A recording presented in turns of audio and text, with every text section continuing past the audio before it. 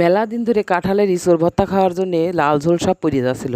তো গাছের তো এবার কাঁঠালও কাটতেও পারতেছি না, মনে করতেছি যে কাঁঠাল কাটে আবার খানিকটা থেকে যাবে না, আবার কী করবা না। সেই জন্যই বাজারতে একটু উস্কুনি কাঁঠাল কিনে নিয়ে আসলাম। তা কাঁঠালটা কিনে নিয়ে এসে ভালো করে হাতে সরষের তেল মাখিয়ে নিয়েছি, বটিতেও মাখিয়ে নিয়েছি সরষের তেল মাখিয়ে নিয়ে কাঁঠালের সুবড়াগুলো ভালো করে কাইটে নিলাম, সুন্দর করে কাইটে নিয়ে পানির মধ্যে হলদি আর নুন গুলাইয়ে তার মধ্যে কাঁঠালগুলো কাইটে কেটে ফেলে দিলাম। ফেলে ভালো করে হাত দিয়ে নাড়ি ছেড়ে তারপরে কাঁঠালের কষগুলোরে ঝরাই নিলাম। ঝরাই নিয়ে এবার হলো ভর্তা করার পালা। তো ভর্তা করার জন্য কি করলাম, কড়াইতে পানি দিয়ে দিলাম। পানি দিয়ে পানিটা ফুটে উঠলেই তার মধ্যে কাঁঠালটা ছাড়িয়ে দিলাম। ছাড়িয়ে দিয়ে কাঁঠাল যে সিদ্ধ হয়ে গেছে খুন্তি দিয়ে ভালো করে টিপে দেখলাম।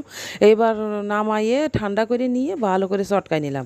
চটকাই নিয়ে এর মধ্যে ধনিয়া পাতা, মরিচ, শুকনো মরিচ, পেঁয়াজ, সরষের তেল, সামান্য একটু লেবু নিলাম, নিয়ে সবগুলো একসাথে সুন্দর করে মাখালাম। মাখাইয়ে শেষের দিকে এসে একটুখানি লেবু চিপে দিলাম।